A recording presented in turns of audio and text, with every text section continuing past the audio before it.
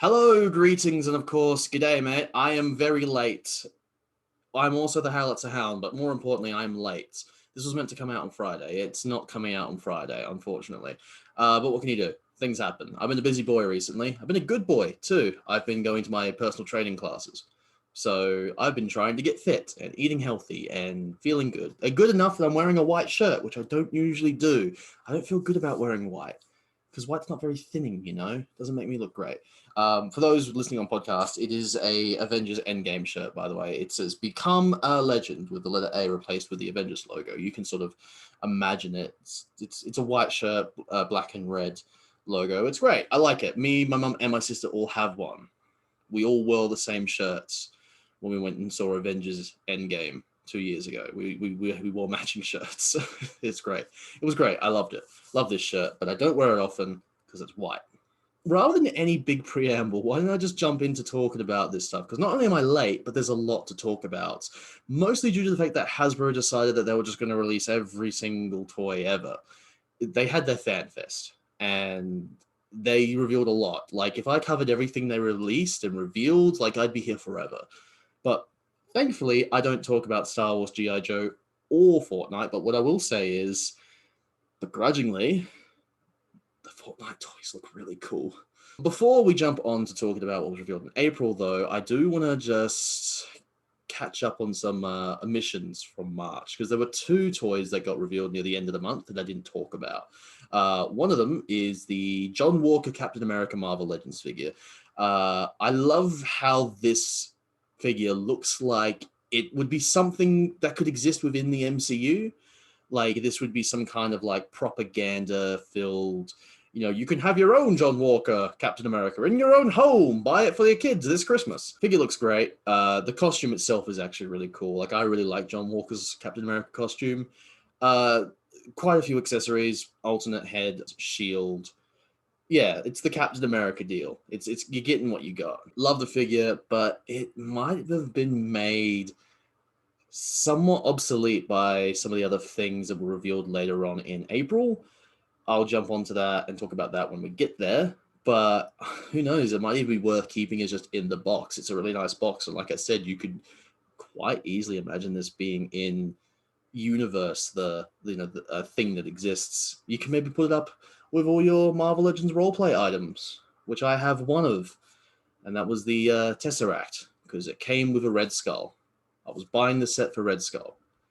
I don't have anywhere to put the roleplay items. I can't possibly buy them, even though I actually do really want them. The other thing that was revealed in the end of March, like March 31st in America, which means it was like April 1st in Australia when this sort of came out. So it was right on the dime of I missed out on it. Talking about it, it's the new Mezco 1/12 Collective Tiger Stripe Wolverine. Now, this is the second time they've done a Jim Lee era Wolverine. And the first one was an SDCC exclusive. The standard Wolverine was a brown costume Wolverine, and they did a PX exclusive for the X-Force costume Wolverine. All of them look cool. I got the brown costume Wolverine. I've also got Civilian Logan and Old Man Logan, and they're all great. I like them. I really like Mezco's Wolverines. But I've been chasing the Tiger Stripe Wolverine because most of the other X-Men, in fact, all of the other X-Men characters that they've released, the main releases have been the Jim Lee costumes. I'm really excited. Love the Sentinel base. I really hope that scales well with the new Marvel Legends Sentinels, because that would be a great additional piece to the Sentinel display that I'm definitely going to struggle to find room for, but I'm doing it. I've got 5 of them coming. I don't know why I did 5, but I've got 5 of them coming. Yeah, excited for this. Really do want it. Maybe some more Mezco X-Men in the Jim Lee costumes now. Jim Lee isn't the be-all end-all for me. I'll always tout X-Men Red costumes as being some of my favorite costumes, but I'd really like to see maybe a Nightcrawler. Storm would be great in the Mezco style with the under the cape and the lightning effects and the wild hair. That'd be awesome in Mezco style. That would be the thing I would want them to do next. Please give us a Storm. Well, we should probably move on from March and actually talk about April. We'll start with Hasbro Fan Fest, because there was a lot revealed. But we'll actually start with the thing that had probably the least reveals involved, and that was the Power Rangers Lightning Collection. 5 were revealed, at least I hope so, otherwise I missed something. The 4 of them are the Mighty Morphin Power Rangers Metallic Armor Rangers. For context, the metallic armor was something that happened in season 3 of Mighty Morphin. It was like an upgrade. How it was represented was they basically just took the Zentai suits and bedazzled them. Like they're like shiny. It's like shiny, not even shiny, like sparkly lycra. And that was how they represented the metal armor. It's campy, it's corny, it's low budget, but like there's a visual change and there's an in-universe, power boost. So it works. It's fine. The 4 that were revealed were the Red Ranger, the Blue Ranger, the Black Ranger, and the Yellow Ranger, because the Pink Ranger has already been done and was released last year as a part of Hasbro's PulseCon, which was like their version of like a Comic-Con almost. The figures themselves are basically just repaints of the previously released Lightning Collection Mighty Morphin Rangers with a couple of changes. Specifically, and more interesting to me, is the unhelmeted head sculpts. I was about to say unmasked, but they are helmets. The unhelmeted head sculpts. There's Adam and Rocky, who are the Black Ranger and Red Ranger respectively. They have previously had figures in the form of the Power Rangers Zeo, blue and green figures, blue being Rocky, green being Adam. We've also got the Blue Ranger here, Billy. His unhelmeted head sculpt is probably the most severe, drastically different from the previous Blue Ranger release, mostly because this is meant to represent Billy in season 3. That previous figure represented Billy from season 1, and there is a notable difference between Billy in that time period. He goes from being just kind of a dork to being a fully fledged superhero, essentially fighting monsters and aliens and demons on the daily. So he's kind of hardened up and become a proper martial artist by this point. So he's all stoic, still a nerd, but stoic. I love Billy. Billy's great. And the final one, which is the biggest one to me, the Yellow Ranger, whose unhelmeted head is Aisha. So she is the second Mighty Morphin Yellow Ranger. She came in season 2 alongside Rocky and Adam and took over from the previous Mighty Morphin Rangers. Now, Aisha was the Mighty Morphin Yellow Ranger for the rest of season 2 and then all of season 3. But then in Mighty Morphin Alien Rangers, where the Power Rangers got turned into children and they needed to have the help from the Aquitar Rangers, who are from an alien planet. They're like aliens and they're also Power Rangers. They brought them in, and they were the standard Power Rangers, while the Kid Rangers were trying to figure out how to fix the whole "we're children now" issue. It was weird, all right? It was weird enough. And anyway, some time traveling happened, and Aisha, as a child, ended up in Africa, and she ended up staying, but she ended up sending someone else over with the Zeo crystal, which was the MacGuffin they were looking for, which leads to Power Rangers Zeo, and that person took over as the Zeo Yellow Ranger, while Aisha is still a child, I think, in Africa. She hasn't got many opportunities to be represented in the Lightning Collection, is what I'm trying to say. These are pretty cool. I might grab them, but they're not on the top of my list, just because I've already got a full Mighty Morphin Power Rangers set. But yeah, it'll be cool to have them because they do represent technically a different team, a different lineup, especially with Catherine. It's like a full season, end of season 3 lineup, as opposed to even the start of season 3. It's a very specific lineup. The other Power Rangers Lightning Collection reveal was the Red Ranger Guardsman. Somewhat Mighty Morphin related. First of all, I'm really behind on the Power Rangers comics. I'm about to start book 2 of all the trade paperbacks I've got. So I'm not fully caught up on everything to do with the Boom Comics Rangers, but this is a Boom Comics Power Rangers thing. This has got to do with alternate dimensions and the evil mind-controlled Tommy, who's also not mind-controlled. He becomes Lord Draken, and all the fighting of killing Power Rangers and taking their powers and combining their powers to become even more powerful. And this Red Ranger Guardsman here is one of his minions, not one of his minions, it's actually an army builder. It's one of a force that he controls. He's like a warlord emperor thing. That's the best explanation I could give without actually having read the comic yet. But the thing I want to talk about is that I really like the way it looks. It's got the classic really cool Mighty Morphin Power Rangers helmet and a lot of the identifiable aspects like the diamond patterns. But it just looks cool.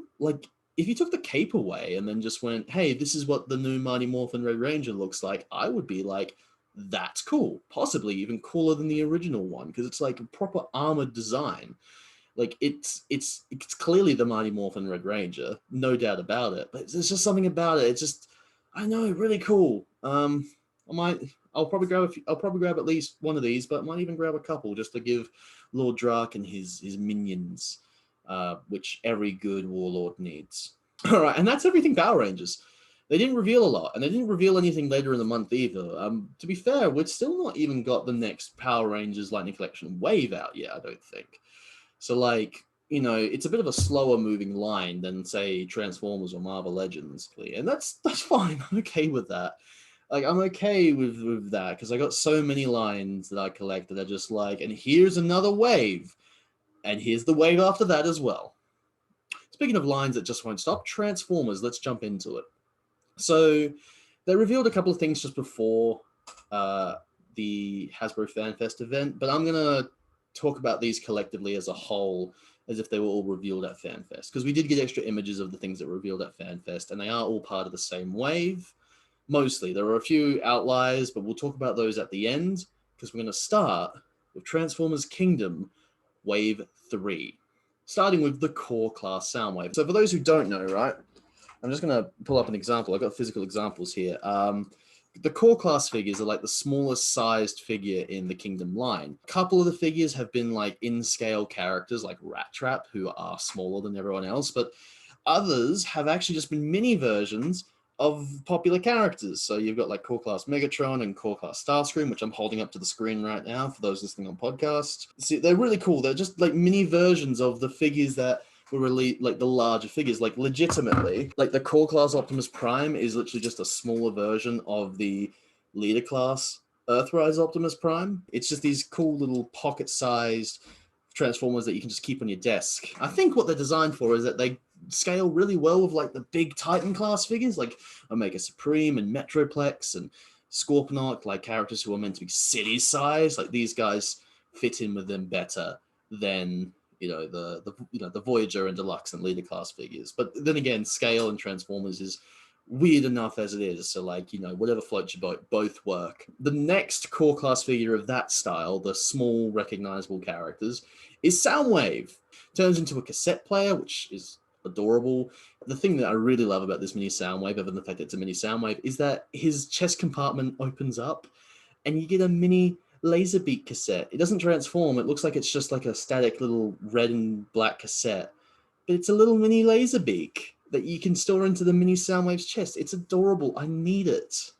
I need the mini Laserbeak in my life. What I'm not as sold on is his core class wavemate, Dracodon. Dracodon is a repaint of Vertebraker, which was from the first wave of core class figures in Kingdom. It's just this bright green, gaudy repaint. No new head, no new accessories. It's just a green version of the previous figure. And I mean, it's not terrible, but like, I'm kind of confused as to why they didn't just give us like a Thundercracker or a Skywarp from Starscream. Like, if they just wanted to do a cheap, easy repaint, then that's what people probably would have preferred, me included. It's not that I hate the way Dracodon looks. The bright green's a bit gaudy, but like, I'm fine with gaudy in my 90s inspired toy line. But it just seems like it's a bit of a like, well, I mean, you could have done this and more people would have been happy. And it's as easy as this, because it just would have been a repaint. I don't get Hasbro's mentality here. Maybe we'll find out why later. They might have plans to release Core Class Thundercracker and Skywarp some other way, maybe? Who knows? But as it stands, probably my least, like the figure I'm least excited for, which is okay because it's also one of the cheaper ones. So that's fine. It's like one of those, like it's like okay, well, I suppose it's not the worst in the world that this is the one that I'm least excited on. We go up to the deluxe class figures, and we've got some cool ones here. First of all, we got deluxe class Tracks, another G1 Autobot to add to the collection, which I'm fine with. I like my G1. It's not my favorite continuity. My favorite continuity is probably still Transformers Animated. I have a soft spot in my heart for animated. But Tracks was actually the second masterpiece figure I ever got. And looking at the deluxe class figure here, yeah, I'm getting the same vibes. If anything, this looks like it might be a bit tighter than the Masterpiece figure, just in like a bit more compact, a little bit more well built overall. And I hope that's the case, just from looking at it here. He has his 3 modes: robot mode, car mode, and flying car mode, as ridiculous as the flying car mode is, but I love the flying car mode, always have. It's silly 80s nonsense, but I love it. Next up is Wing Flinger, one of those fossilizers I mentioned before. He's a transformer, he's a dinosaur, he's a skeleton, and apparently he's also a ninja. He turns into a pterodactyl, dare I call it bare bones looking, of the fossilizers so far. I really like the way he looks though, really like that head sculpt. I'm sold on the fossilizers, and as long as they keep on making these cool yet weird looking bone warriors, I will keep buying them and loving them. Now, the one nitpick I have is that he's a maximal. Like, in theory, that's fine, but like, all the previous fossilizers were Predacons. Like, it just would have been cool if maybe we had this, third, this other one here, because apparently there's even like a combined mode. But as it stands, it's fine. It's not the biggest, most egregious thing going on. And hey, it's not like Beast Wars characters are known for their loyalty. The final deluxe class figure revealed was Scorponok, Beast Wars Scorponok, not G1 Scorponok, Beast Wars Scorponok. He's wide. He's very wide. I am all for it. I like myself a thick boy, thick with 2 C's. If you couldn't tell, big, beefy, strong-looking dude with huge claw hands that shoot missiles. I'm all for that. His Scorpion mode looks absolutely deadly. Love everything about this. A Predacon, like a thug, like a pure bruiser thug, like a lackey, like to the highest extent. Like there is nothing more to this guy other than he's loyal to his boss and he's evil. Like that's Scorponok's whole thing, and I love him for it. What's even better is that they include the missiles that he usually shoots out of his claws, but he's also got the bee. He's got the little infectious bee missile thing that he had in like one episode. It's not, I wouldn't call it a deep cut necessarily, but it is like an unnecessary inclusion that I'm quite happy to see. It's cool, and it's also wacky. Lord knows I like a little bit of wacky in my life.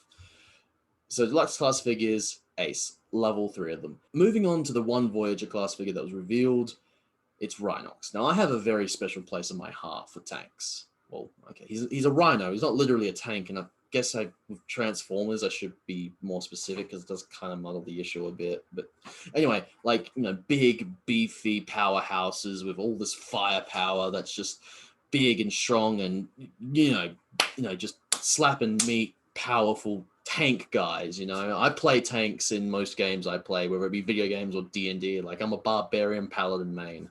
What do you want from me? So I have a special place in my heart for characters like Rhinox. If I had like one nitpick, it's that his guns seem a bit flat, but like that's fine. Like, they look like his guns. I just wish there was more to them physically. They just look like they're kind of like the handles and then the discs at the front, which is a little lacking, but I can live with it. It's my boy. It's Rhinox. What I'm gonna say. It looks like a cool toy, and he's my boy, so I'm gonna love him. Now moving on to the one leader class figure that was revealed. Megatron, is that you? No, it's Galvatron. The others in the house are probably super confused right now. They've not seen the Transformers movie. They don't know what I'm doing. But yeah, no, I love the way this figure looks. I loved him from the moment I saw him. And there were some people complaining about like the proportions being a bit off, but I mean, like, plenty of Transformers, their proportions are a bit off. They don't have to be exactly human. At least I don't feel like he still looks cool. He looks built, is what he looks like, actually. And like, to be honest, like, for an upgraded, god-powered warlord, I feel like built and bulky and powerful, yet not overwhelmingly so. Like, strong looking is the perfect look to go with. Transforms into his classic tank cannon thing. Comes with a couple of extra guns, but also comes with a matrix of leadership on a chain, so you can do that whole bit, which I like. Love everything I'm seeing with this, with Galvatron here. Definitely know where he's going is wherever Unicron's going. And wherever Unicron's going is, I don't know. He's actually, Unicron was meant to go here to my left, but it's not as big of a space as I thought. This toy was much bigger than I expected. So, like, I just got Unicron chilling in a space where he's safe, but also kind of in the way. So I gotta try and figure out my Unicron problem real quick. But once I do, I assure you this Leader Class Galvatron will go with him. Speaking of big boys, let's talk about the Titan class arc. First thought is my animated Omega Supreme repaint when Hasbro? Like, come on, give it to me. It's what I want. I want animated Omega Supreme, okay? You've got the buck, give me the toy. In all seriousness, no, really like the way this looks. The robot mode, for some reason, gives me like Tidal Wave vibes, like Armada Tidal Wave. I think it's got to do with the head sculpt, maybe. The vehicle mode is the classic G1 arc, which is cool. It's a bit gappy on the sides, but I can live with that. I'm fine with that. It's not a deal breaker. It still looks really cool to me. I had a discussion with someone on TFW 2005 suggesting the arc could be like the first female Titan class character. Like, I'd be cool with the arc being like a female character. That'd be cool. Just thought I'd throw that in there to add some level of discussion that wasn't just it big and it cool. As is the case with a couple of the other Titan class figures, one of the packing accessories is actually another Transformer. This one is Mainframe. So Mainframe's original toy was part of the Action Master lineup from the end of the 90s, which means he didn't have an alternate mode. He didn't transform. He was like this red and blue Transformer-looking character who was just more of a posable action figure. Mainframe isn't just included in the set. He's also an actual Transformer this time around, and he turns into Teletran 1, or at least part of Teletran 1, which is the Autobots supercomputer that works out of the Ark. It's cool. It makes sense that someone named Mainframe, who is, the character that he is, as intelligent as he is, turns into a supercomputer. That is a logical alternate mode for a character who never previously had an alternate mode. Because of this, he also comes with an accessory, this little scout drone that appeared in the very first episode of the G1 series, which is cool. He also comes with the 2 golden discs from the Beast Wars series. Like, the literally the MacGuffins of Beast Wars come with this set. That's a cool addition. But really the thing I think is like really cool, and there's also the feature I'll probably use the least, but still I think is kind of the coolest, isn't just the fact that Mainframe's there, or that Mainframe turns into Challenge-Ram 1. Mainframe has a third mode, and that third mode is the deck of the Autobots arc. And the set comes with like a little mini Optimus Prime that you can put into the captain's chair on this third mode. And there's all these other slots where you can put, like, I'm hoping Hasbro releases like a bunch of other characters as well, and you can put like little mini Autobots all on like the deck of the Ark. And funnily enough, the third alternate mode, the deck of the Ark, has a mini Teletran 1 on it. So in a weird Inception way, Mainframe turns into Teletran 1, but they can also turn into the deck of the Ark that has Teletran 1 on it. I mean, it's cool. It's cool. It's weird, but it's cool. I like it.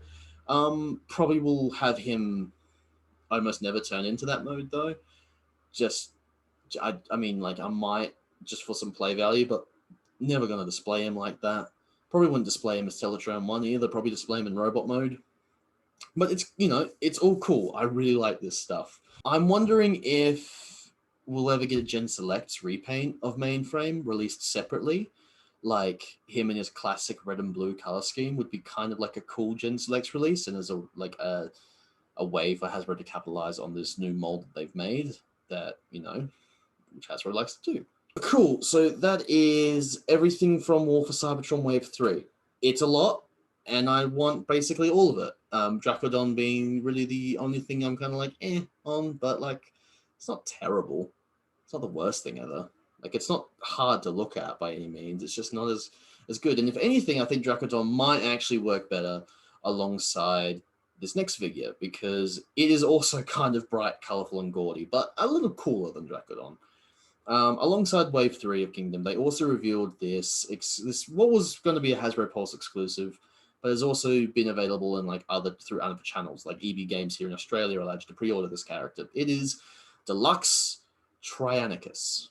It's a repaint of Ractonite, which is one of the previous fossilized, as I mentioned. But this one's a Maximal, and this one is colored up to have black bones and lava color through the figure as well, like to make it look like he's just like a walking molten magma monster. It looks cool. I really like it, especially because it's got translucent plastic all through, so shining a light through it will make it look amazing, I hope. Do love the fact that he's rocking a sick Cody Rhodes neck tattoo.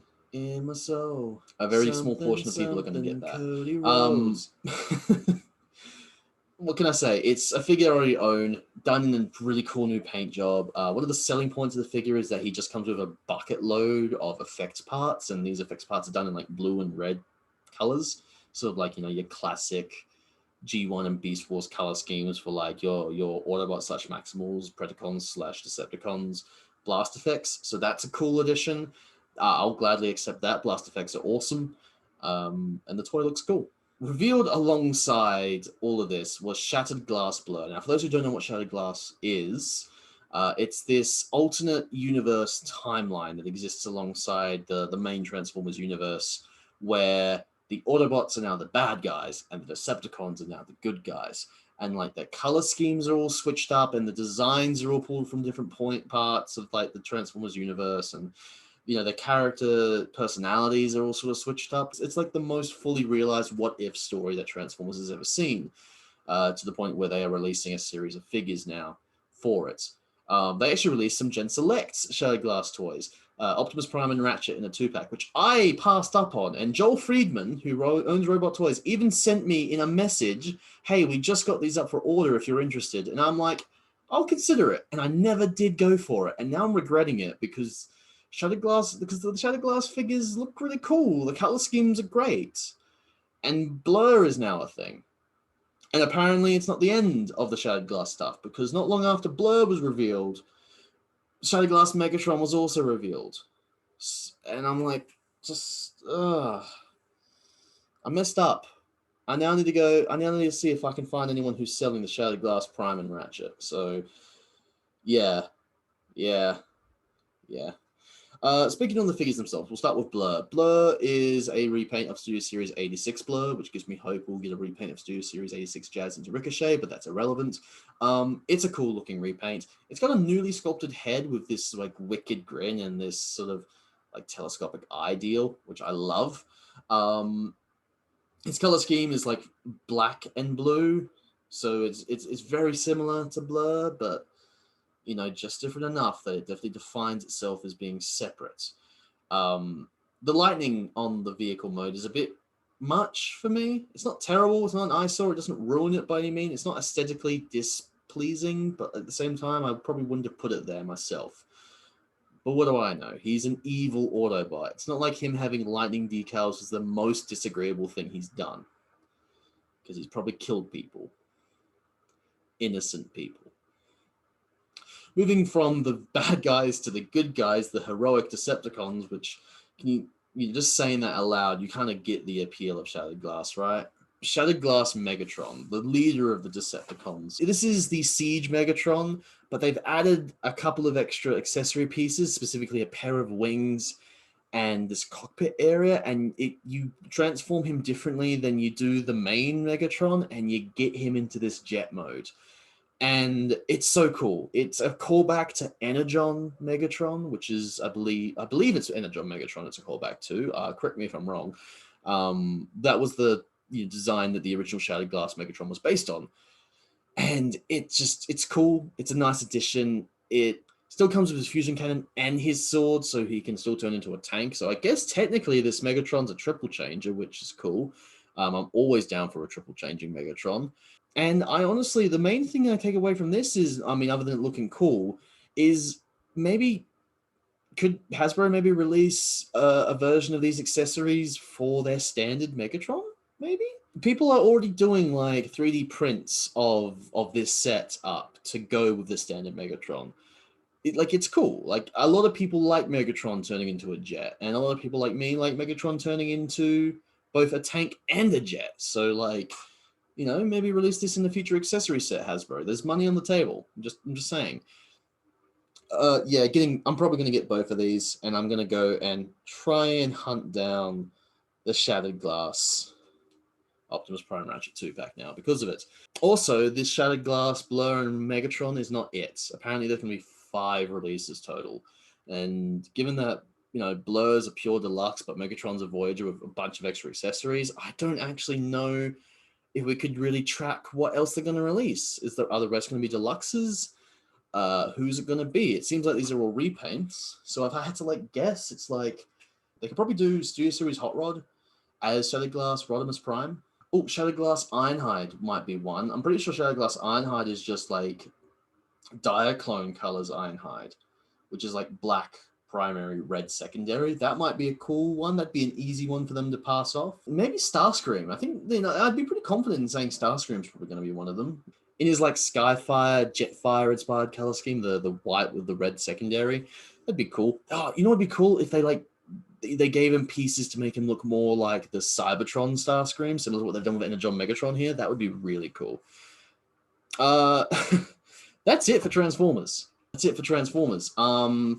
I've ordered basically everything that I just talked about. There's so much coming out, and it's all so good. I'm so happy with the direction right now. And it's also really exciting to not only see this stuff, but to also go, hey, Wave 3, maybe there's a Wave 4 and Wave 5, and that's it. So we're at least halfway or over halfway through Kingdom. We're so close to finding out what's next after the War for Cybertron trilogy. So I'm excited to hear what Hasbro has up their sleeve for what's next. Moving on from Hasbro, just for a bit of a break, and we'll go back to it a bit later, let's talk about some figure arts, specifically some Dragon Ball figure arts.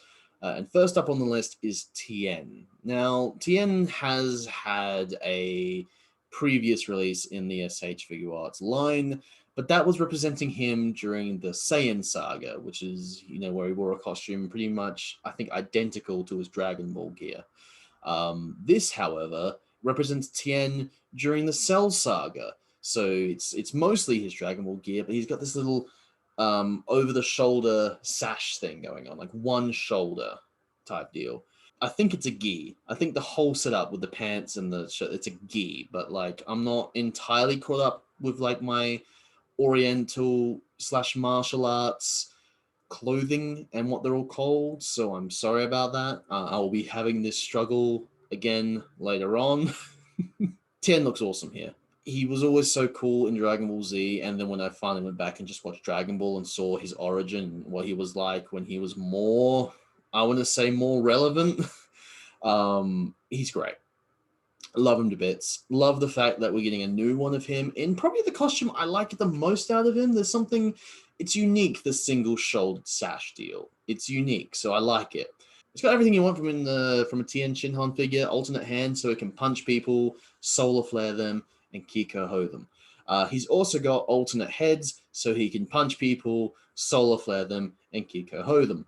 But probably the biggest accessory and the big selling point, I think, is the Chaozu figure that he comes with.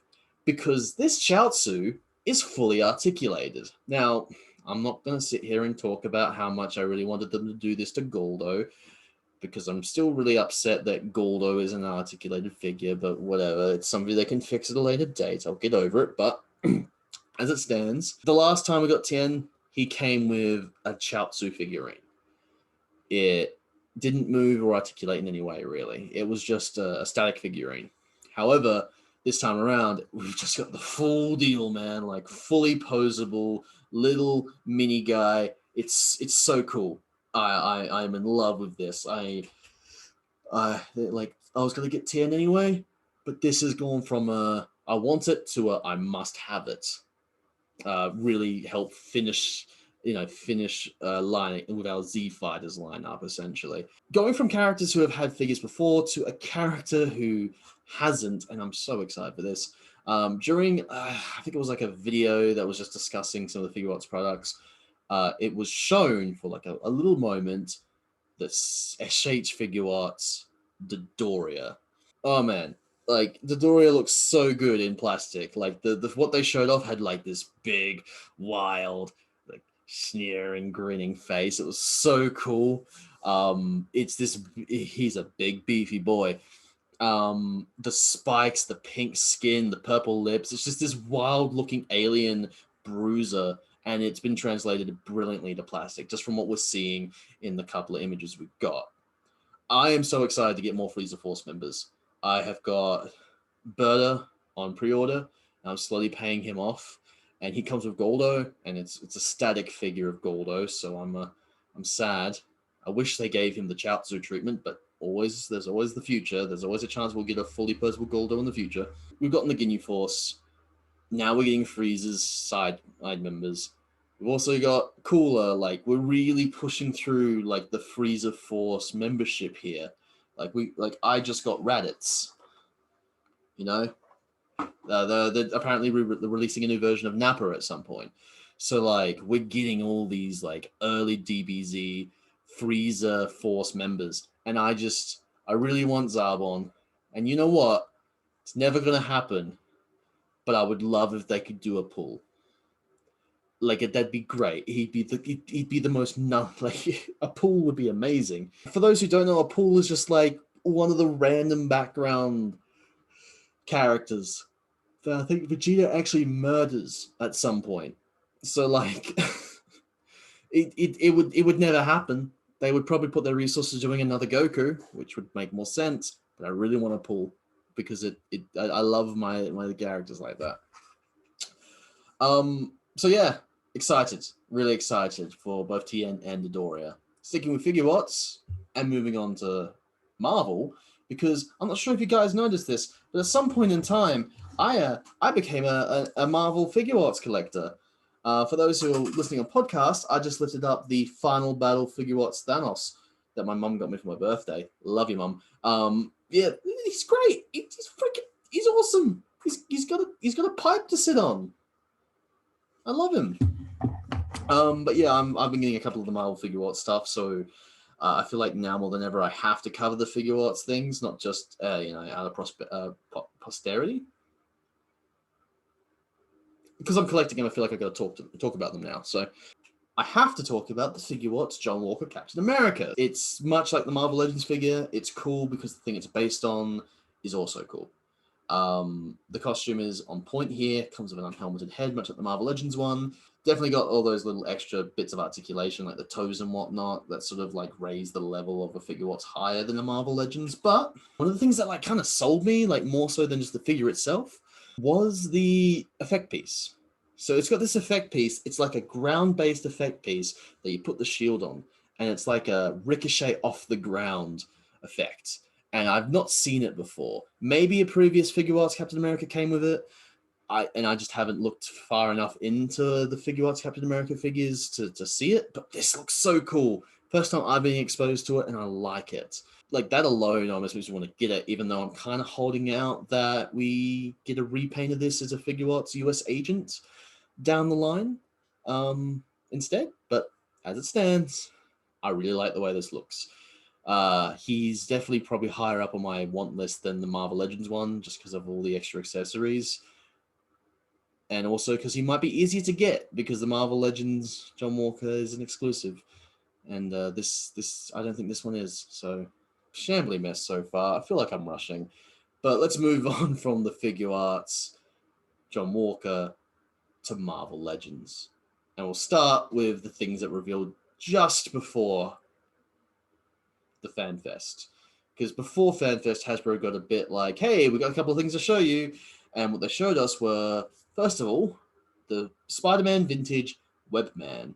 Webman does whatever Spider-Man can, except that he's the opposite. So he's evil, but he's also kind of dumb. Look out! Here comes the Webman. He's a bit of a niche thing, like so niche that even no one's been able to confirm to me whether or not he's dead or alive. Like the last time he showed up, he was neither confirmed to be in prison or loose or dead or alive. Like, no one knows where he's at the moment. He's just out there in the world, it seems. But it's an easy repaint of a good figure, or at least I think it's a good figure. I still don't have the vintage wave Spider-Man, grumble, grumble, grumble. But I've been told it's a good figure. So this is an obvious and easy repaint. It's a niche character, and that appeals to a certain demographic, including me. And it's just kind of a cool color scheme. It inverses the typical Spider-Man color scheme, which looks cool. So like, I'm all for it. I'm all for it, me. Like it. Gonna get my hands on it. Moving into Fan Fest, just before the event really started, Hasbro did reveal the Domino Cannonball 2-pack, almost in like a weird self-referential way to the previous Domino Cannonball 2-pack they released way back when they started doing Marvel Legends in like 2006, I want to say. This is like a retro 90s goodness filled set. Cannonball is the same costume as the previous Marvel Legends Cannonball, but this time he has legs and his face is all neutral. So like, that's cool. It's kind of cool now. We've got options with Cannonball, but Domino here is kind of a big speaking point because she has double jointed elbows. She has them. Hasbro can do them. Please, Hasbro, make this standard for your female characters, please. The double jointed elbows are great. They look good on Domino. She comes with a couple of like sci-fi accessory guns, which, you know, 90s is all hell. They're fine. They're great. I like it. I don't know if she will replace the current Domino I have on the shelf, but because in a way, I actually do think I like this one more than the more modern Domino that we got with the Deadpool wave a couple years back. I don't know. I'll see when I get there, but I actually really like the way it looks, especially with the little collar and the hair. That's really nice. I like that a lot. When we got to the actual Fan Fest, Hasbro just revealed a bunch of Marvel Legends things, including Quasar. Now, this is classic old school Quasar. The head sculpt looks amazing. The cape is cool. The colors are on point. It's awesome. I love it. Really want to get my hands on it, which will be difficult because it's a Walgreens exclusive in America, which also makes it an EB Games exclusive in Canada, but he hasn't popped up in Australian EB Games. So I think I'll have to go to eBay to get this one. Or like, you know, maybe I'll check Robot Kingdom or something, but like, this is a cool classic Quasar, and I feel like it's kind of a necessary addition to my Cosmic Shelf, which if you're watching on video, you can see me pointing to the Cosmic Shelf right above my head. At the same time, they also revealed a new Iron Man wave. So no reason for this wave. It's just an Iron Man wave for the sake of an Iron Man wave, which I'm cool with. There's a lot of Iron Man characters, and, you know, in tandem to that, like just generally Avengers characters who can fit into an Iron Man wave who have yet to be released. So you can see from this wave that a few of them get touched on. Starting off with the Modular Armor Iron Man. So this has been one that I think some fans have wanted done for a while. Toy Biz did do a Modular Armor Iron Man back as a part of, I think it was a part of the Face Off 2-packs near the end of the Toy Biz run. Hasbro seems to be pretty confident in the figure because it has no Build-A-Figure piece, so there's no reason to sell that you need this to build the guy, to build the Build-A-Figure, which says a lot about what Hasbro feels the fans want. Which I feel like they're on point, because fans do seem to want this. There were a lot of people happy that this was revealed. So, smart move, Hasbro. Next up, we have Stealth Suit Iron Man. This is a repaint of the Anniversary Iron Man. It's like the Mark 3, 4, 5, 6 period Iron Man. It looks good. It's a good figure that I actually also don't own that one either. I also missed out on that. I've got to go and get my hands on that at some point now. Repainted in the stealth colors, which is like that dark blue with the red lights, like the red repulse, the red like arc reactor repulsors and whatnot, which is a great color scheme. I love it. I love the way it looks. Also, that classic Tony Stark head is mint. We also get the hologram Iron Man. And I'm going to be honest. I'm pretty sure this is the Gamerverse Iron Man, done in like mostly blue translucent plastic, but it could also be just like one of the MCU Iron Men as well. Like this, I know I've seen the toy before. I just can't remember which one it is that they've done here. I think it's Gamerverse Iron Man, though. I'm going to stick to my guns and say it's Gamerverse Iron Man. This one's cool. Bit of a throwaway edition, but like, it's cool.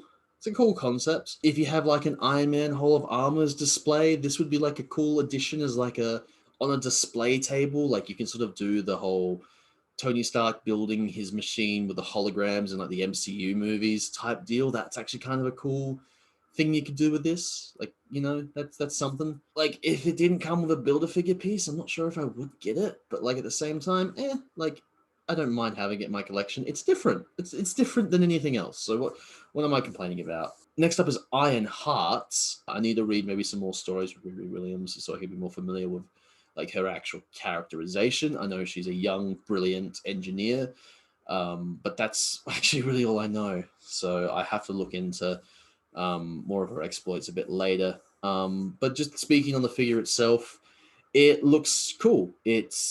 I think it's also got double jointed elbows, but I could just be looking at the images I've got wrong. Clearly, it's like, this is the first Ironheart armor, not the redesign that she got later on. The armor I prefer, actually. I prefer the just the straight up, small female Iron Man look to the pinky red, black and gold color scheme she had later, because I just feel like that one was a bit messy. This one's more, streamlined, and I like it. I also really love that head sculpt. That is a brilliant head sculpt. I love the way it looks. And the new repulsor effect pieces, the smoke trails, those are also really cool. And I'm really all for them. They'll look great to help with, like, I think like they're intended to make flying poses look better. I think that's what that's about, and I'm all for it, man. Like, more effects pieces, the better. Volk Guardsman.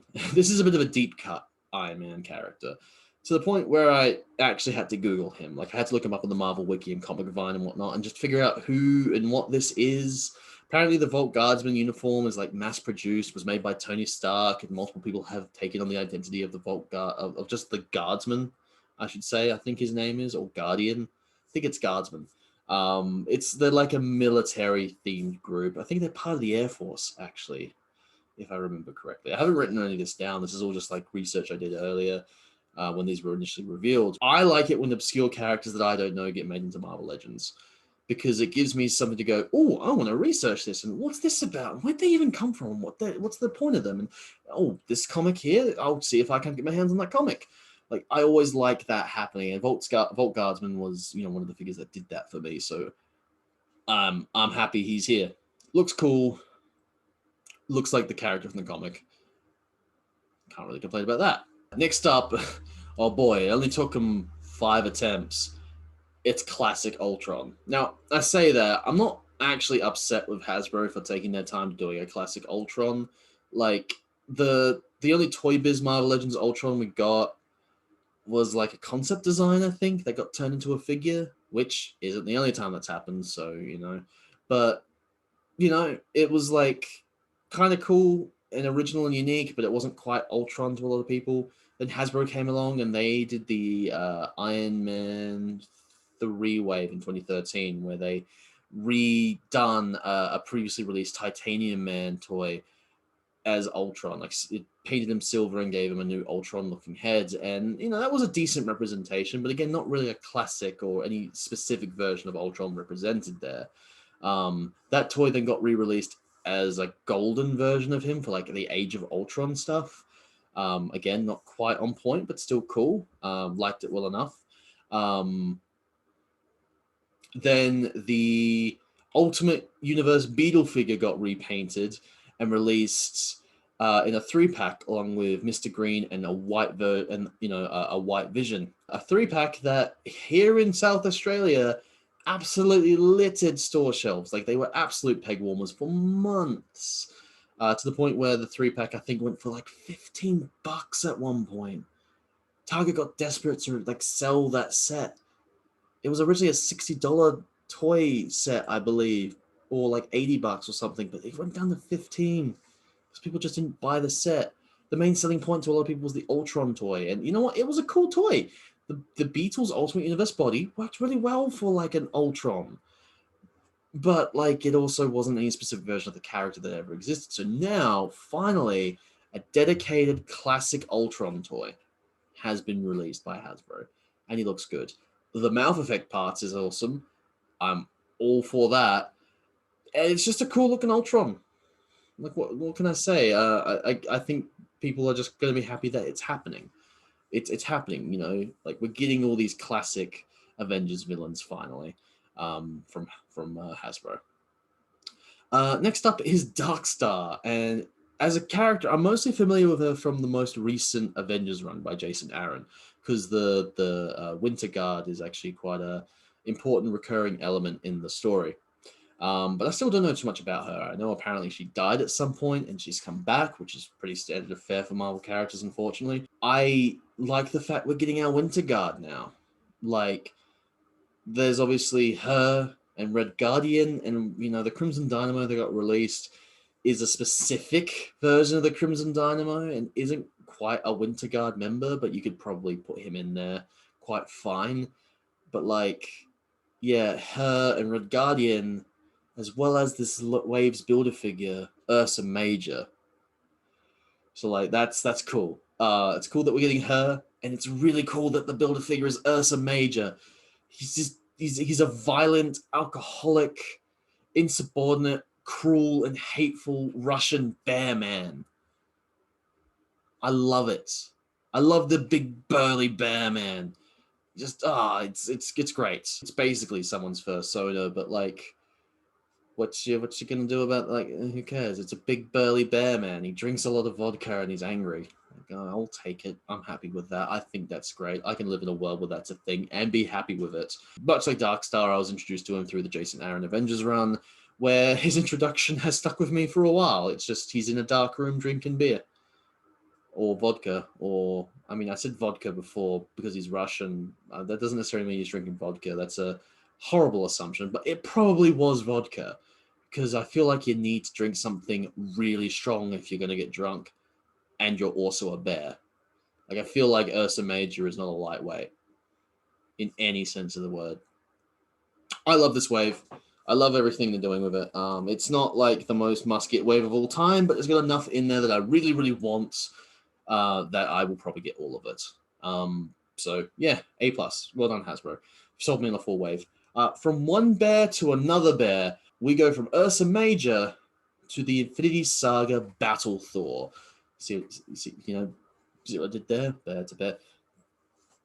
Anyway, yeah, so this was probably one of the most glaring omissions so far in like the Marvel Legends line period. When we got all our in-game toys, like at the end of 2019, when they released that second wave of Endgame toys, and we got the Mark 85 Iron Man and Iron Patriot and Valkyrie, but we for some reason got like Bro Thor in his pajamas, which I liked. I liked it very much, but the fact that we didn't get a Battle Thor with, you know, the Viking braided beard and the long back hair and like the, you know, just the chunky warrior, it was so weird to me, because that was like kind of one of my favorite things about Endgame, and there was a lot of things I liked about Endgame as it was, and I was a bit, you know, sad.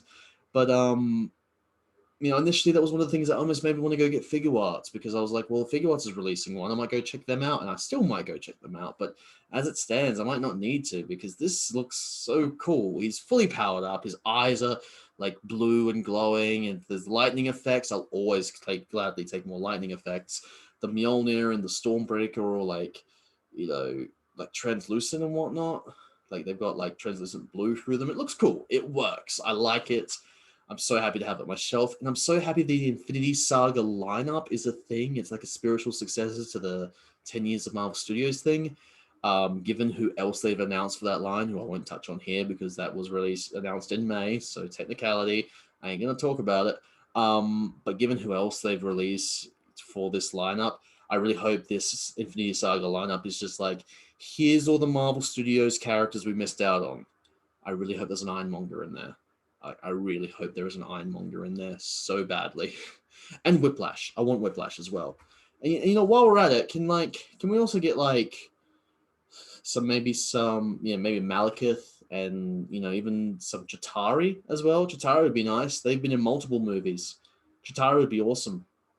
Chitauri, please. I'm happy with that. Really happy with the Saga Thor. I've ordered it.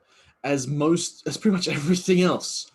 And And that's it. That's everything from FanFest I want to cover. In fact, that's everything for this video. After that, Hasbro just calmed down and they stopped revealing things. So I'm like, I'm done. This video's over. I'm gonna go and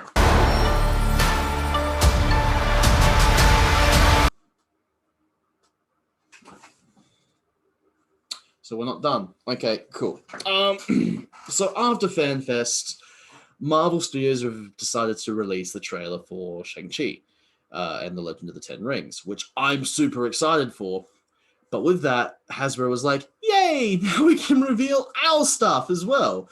So with the reveal of the trailer came the reveal for the Shang-Chi wave, which we basically already knew the whole wave, I think. I think it was unofficially like leaked at some point.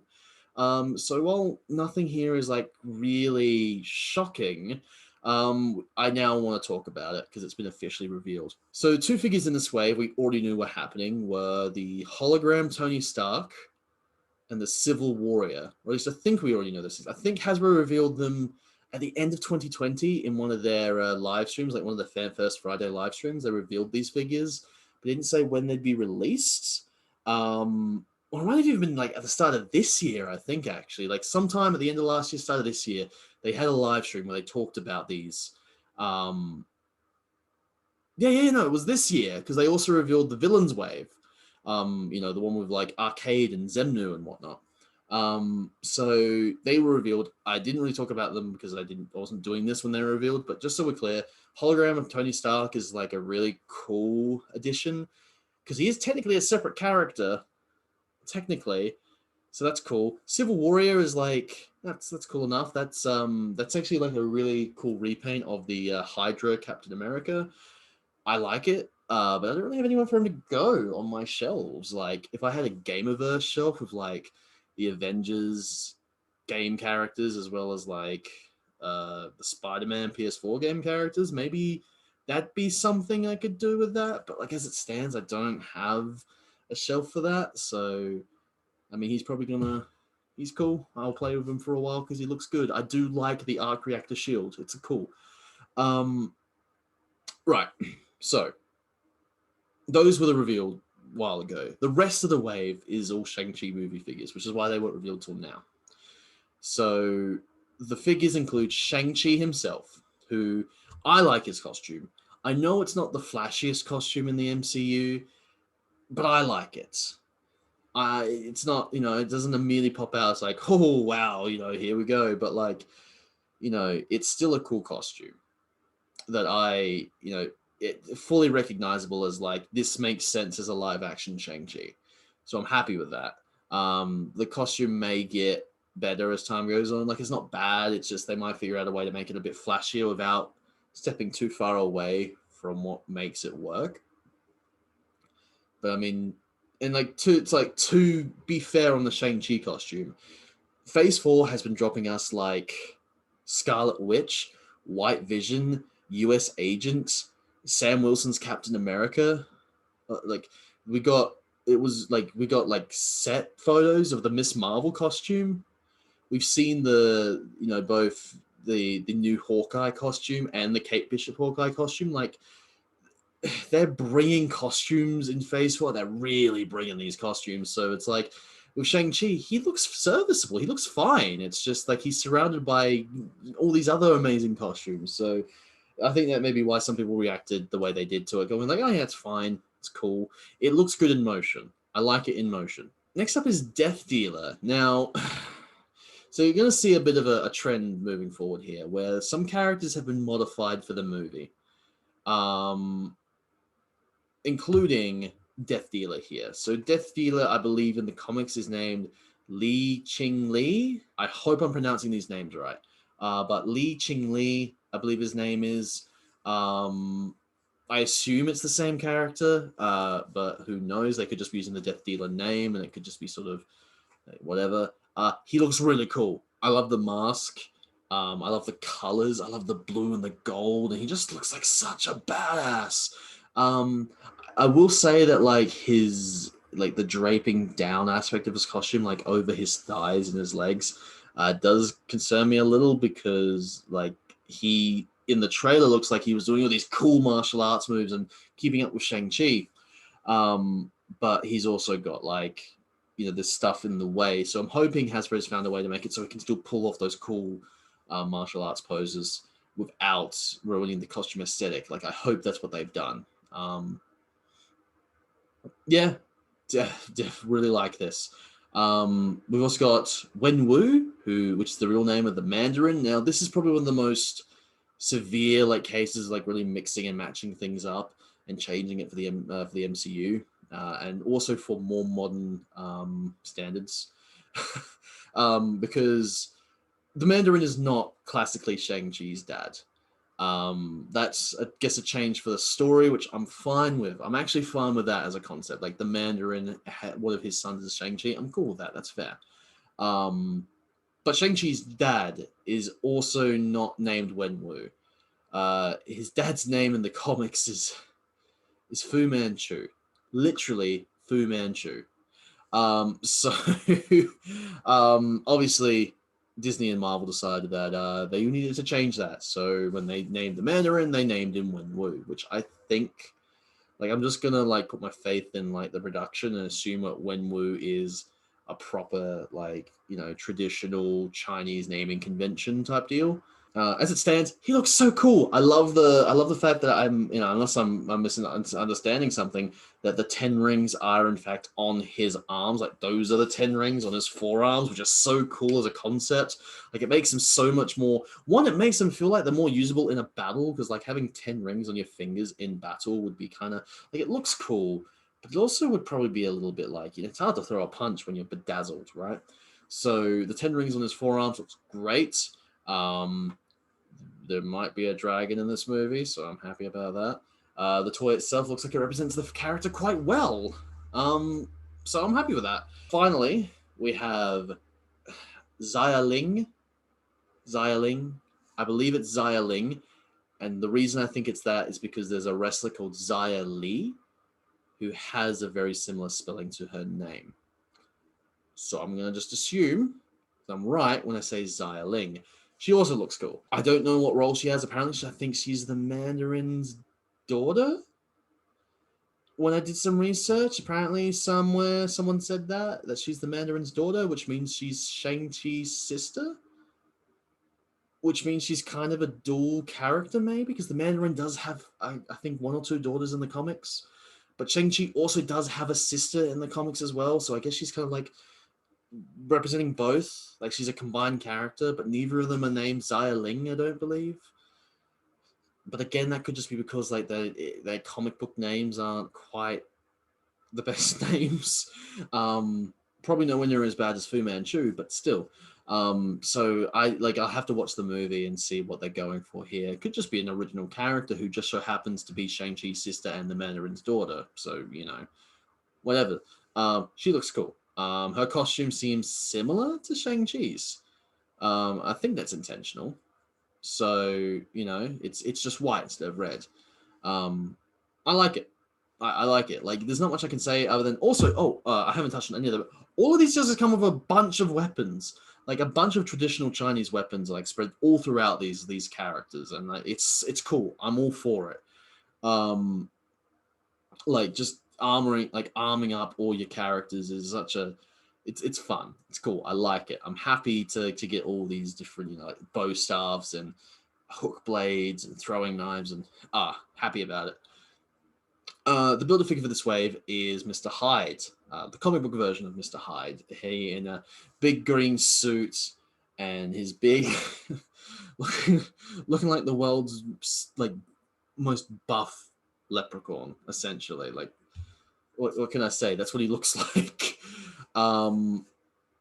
Yeah, it looks cool. I definitely want the builder figure, and I've already ordered the whole wave from bulletproofvillain.com.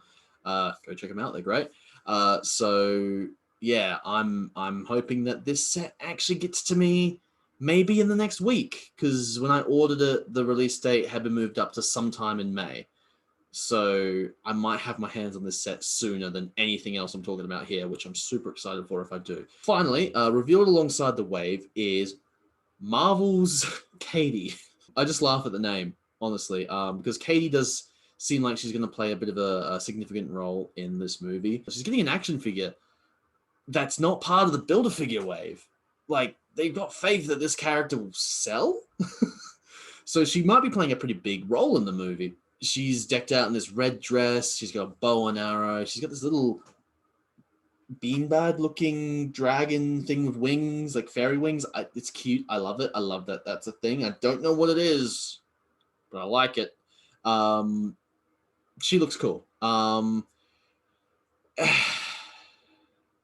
amount of people I saw commenting, "Oh, she looks like Mulan," was like genuinely a little irritating. It's like, yes, she's a Chinese woman in red clothing, so she must be Mulan.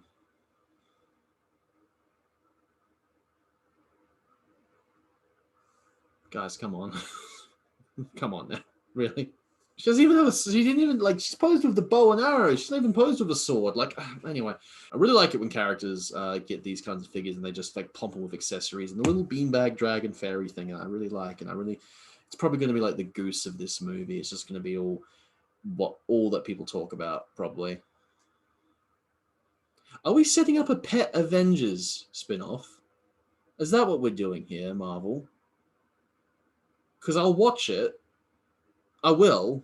But, like, is that what this is? Is that why we've got Goose and...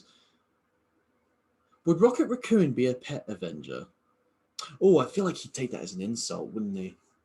But that would be funny. That'd be really funny, actually, if he was a Pet Avenger and he was just so mad about it. I'm off topic. Love all the Shang-Chi stuff. Yeah, that's it. Cool. We've done everything. We've talked about everything Marvel-related, just toy-related in general, from April. So I can finally go... I'm sitting here for at least another 10 minutes then, it seems. So, this happened. It was great, and I loved it. If you want to know more about my thoughts, jump onto the Nerds Paradise podcast from a couple weeks ago. You'll see exactly what I think, which is a lot of positive stuff.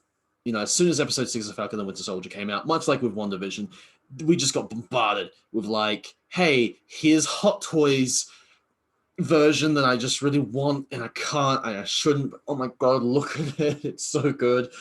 Here's the Marvel Select version, which Ashraf, I think, said he had some interest in. Because I'm not sure if Ashraf is as interested in the Marvel Legends wave, which we'll get into in a while. But Marvel Select one looks really, really good. Just basically does everything that you'd want it to do. It looks good. It looks like Sam Wilson Captain America. It's got all the accessories you want. Yay. But to me, the thing that like was revealed that I got super hyped for was the Disney Plus Marvel Legends wave. Even though we basically knew it already, it was really cool seeing pictures of it all. Especially because we did actually get at least one thing I didn't expect in the wave. So I'll just quickly touch on everything in there. Covered Scarlet Witch and Vision last time. Revealed like way at the start of the month was Zemo. Now, Zemo is obviously a bit of a breakout star of the show. If Marvel's not planning on doing a Thunderbolts before, they probably should now, just to give us more reason to have more Zemo out there. This is a great toy. The accessories are awesome. He's got a masked and unmasked head, which is great. Obviously, Zemo was only masked for a portion of time in Falcon Winter Soldier. But, you know, some fans would prefer the more comic accurate look. I think maybe an extra accessory that would have been a nice addition would have been like a, you know, Zemo's mask without the head in it, like he's just holding it in his hand, like he can hold it in his hand, and that would have been a nice addition to the toy to give people the chance to go, well, you know, he's going to be unmasked on my shelf, but he's going to be holding it. That would have been cool, but they've already packed this thing in with a couple of accessories, so it's not like it's a necessity. Because like rather than give us that, they gave us the Winter Soldier book. I can't complain about that. That's a really cool addition. Because it's so inherently tied to Zemo as a character in the MCU. So it's cool that we're getting such an iconic piece of, such an iconic item from the MCU in plastic form. Speaking of the devil, Bucky. I think this is the first MCU Bucky that has interchangeable hands. Every other Bucky has just had typical grip hands. This one has some interchangeable hands, which is cool. It relatively looks like Sebastian Stan. What's also really cool, actually, is that this is the first Bucky toy we've gotten with the short hair. Like, we got Bucky from Captain America Winter Soldier, where he had the long hair. Then we had Bucky from Infinity War, who also had the long hair.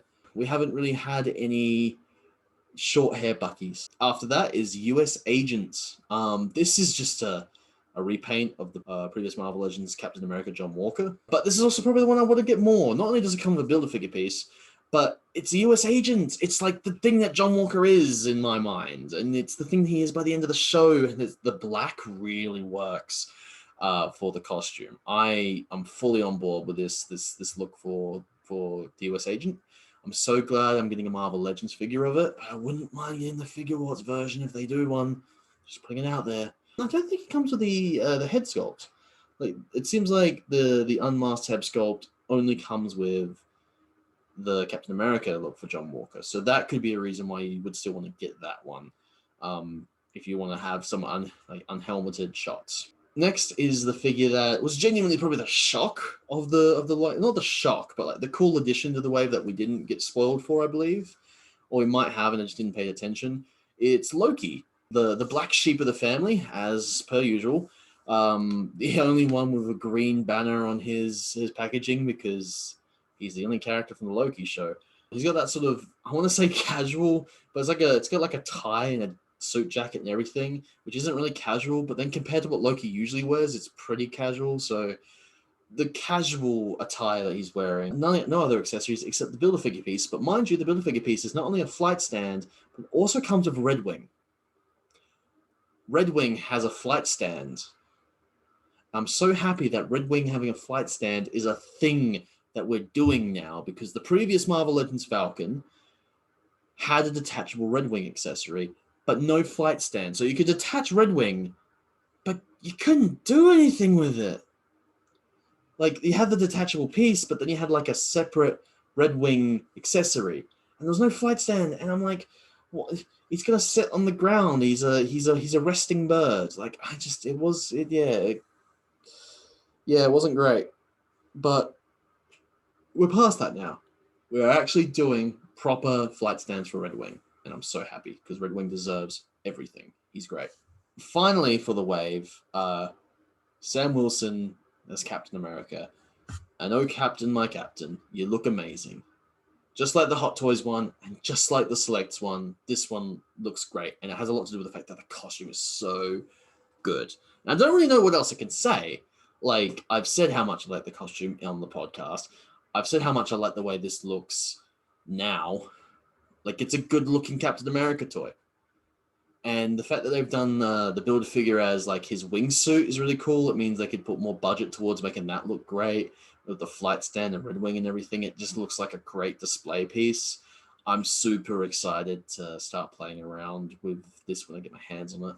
And I'm super glad that they decided to do a Disney Plus series. And I hope that's consistent, because we're getting so many Disney Plus shows coming up. Like, just like after Loki, we got What If, Hawkeye. They're filming Miss Marvel and She-Hulk and Moon Knight at the moment, I believe. And like, we got Secret Invasion and Armor Wars and Ironheart. Like, we've got a lot going on. So I really hope that this is a consistent thing, like they do the Disney Plus wave. And like wave 2, I could so see having like both Hawkeyes and maybe, I don't know, like maybe a character from Loki that didn't get a figure because they couldn't reveal the character until the series came out. And maybe someone from like maybe the Watcher as the Build-A-Figure. Like, that'd be cool, like to get Uatu the Watcher as a Build-A-Figure. Like, that'd be nice. That would be a perfect sort of Build-A-Figure thing, because it's like, I'm all for that. You know what? I've convinced myself. Wave 2 should have Uatu the Watcher as a Build-A-Figure, because we have seen what the Watchers would look like live action in Guardians of the Galaxy Volume 2. And I know Uatu is going to be like all animated in this series, but because we know what they look like live action, and Uatu will probably look exactly the same. Yeah, just go for it. Maybe even like also some of like the more notable What If characters might also get figures. Like, Peggy Carter as Captain America or Captain Britain, I think, or whatever. I'll take that. Steve Rogers Iron Man costume thing would be cool. T'Challa as Star-Lord, evil Doctor Strange, zombie Captain America, like all these really cool what ifs. I'm excited. I'm down for it. I really want to see what else they give us in not only the Disney Plus series, but the toys we get from those same series. This is a great wave.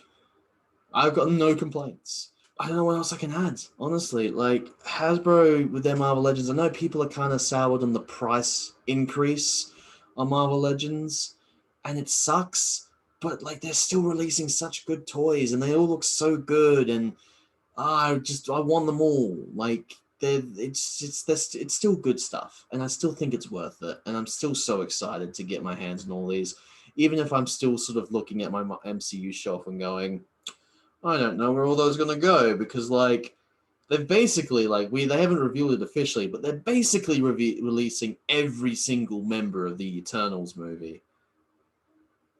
I don't know where that's going to go. I might need to move my Guardians off and put them somewhere else. I might need to shuffle some shelves around. Whew. We'll see when the time comes. We'll see when the time comes. But that's all the major reveals as far as, like, full waves and whatnot. That's not to say that's everything, though, because we did get a couple of, like, Marvel Legends teasers at the end of the reveal for the Disney Plus stuff. They revealed a shirtless Wolverine, which is cool. It's not something I was begging for, but, like, you know, Wolverine does end up shirtless more often or not. So, like, give us one of that. He's got, like, a rage-filled face. Probably going to be part of a future X-Men wave, so that's so cool. Speaking of future X-Men waves, they revealed at some point in time an Age of Apocalypse Sabertooth is happening. So that's neat. I can't remember if that was, like, Fan Fest or if it was the Fan First Monday live stream. Regardless, the Age of Apocalypse Sabertooth is obviously, they've said they might do a second wave of Age of Apocalypse characters, which is cool for people who like Age of Apocalypse. I personally am not big on it, but, like, the first wave had enough characters that I wanted, like Sugarman as the Bath, Dark Beast, X-Man, Morph, characters you could, Wild Child characters you could use as the Prime 616 universe counterparts, or even in the case of, like, X-Men, Morph, Sugarman, and Dark Beast, actually, like, they were all, like, time and dimensional displaced. Like, they survived the destruction of the Age of Apocalypse timeline, and they were in the main universe for the longest time. So, like, that was good. So I'm interested to see what else the Age of Apocalypse wave could bring. They also revealed what seems to be a army builder shield agent, which, awesome. Down for that. It's been a while since we got that previous Nick Fury figure back in, like, 2016, 5 years ago. That's a 5-year-old figure. It's so weird to me that that's a 5-year-old toy. But anyway, yeah, that Nick Fury, that 5-year-old toy, finally we'll get some backup. There's a couple of, like, Shield-related things that have been released, like Agent Carter, like Agent 13. Actually, if you're watching this on video, you can sort of see right there is Nick, right there is Agent 13. If you got the entirety of the Winter Soldier wave, you probably also have the Shield-branded Mandroid as well. But Nick Fury himself was also kind of an army builder in his own right, because he did have the alternate Shield agent helmet. So that's, he was already an army builder, but, like, then again, the Hydra and AIM soldiers were also already army builders. They just got re-released.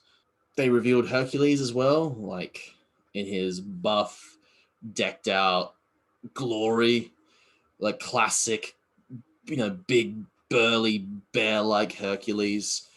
Looking great, as always. Love this. I love my modern Hercules. I got up on my Avengers shelf. But this one looks so good, I might just replace it. I don't know. They're going to have, like, a full-on, like, bear off when I get my hands on this one.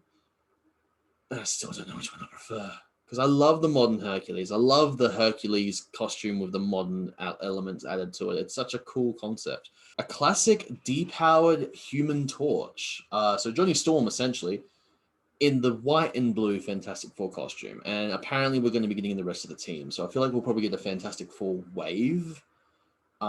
And, you know, obviously that means we've got 4 figures already accounted for. So, you know, that leaves at least 3 more.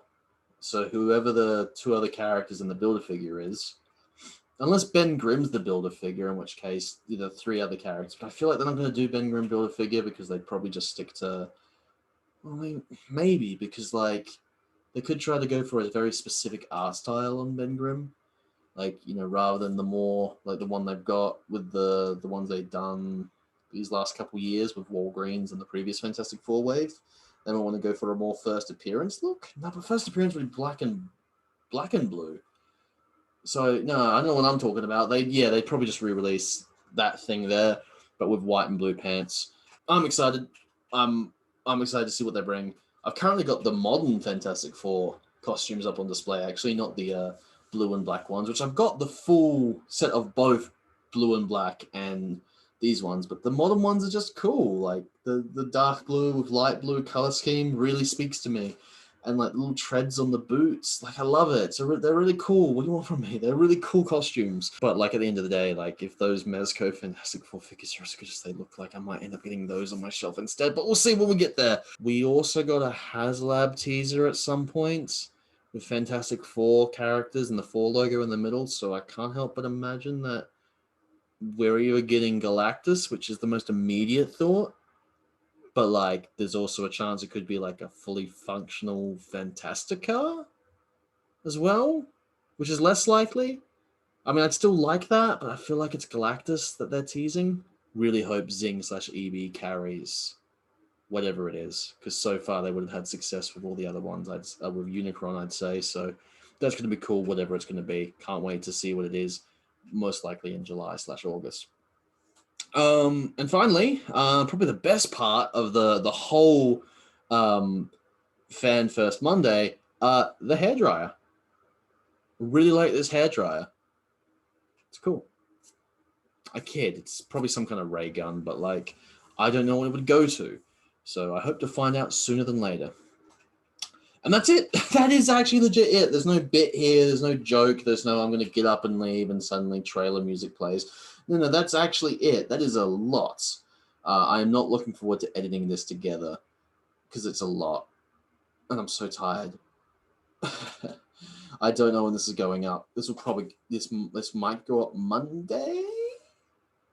I'm only leaving this part in if this video actually goes up on Monday, mind you. So, you know, if it ends up going up on Tuesday, then might go up on Sunday, actually, if I edit it together real quick. Whatever, it goes up at some point in the next couple days.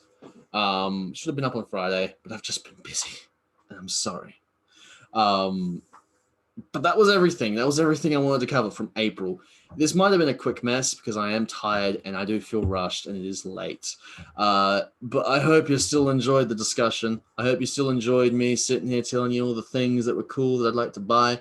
I hope you like looking at my little pretty blue little eyes. Hope you like listening to my voice. If you did, like, comment, subscribe, all the good stuff that every YouTuber says, you know, a call to action. What else? Keep up with the podcast. Comes out every Wednesday. Check out all the other stuff we're doing on the channel. I got a few things I'm working on, including this amazing birthday present my dad got me. I'm gonna build that on video because that's cool. I might do an unboxing for Raditz here because I don't really get the chance to talk about Dragon Ball in most situations. Or when I do, it's usually forced and very, very, very short-lived. So this would be a reason for me to talk Dragon Ball on the channel. Thanks for showing up. You guys are great.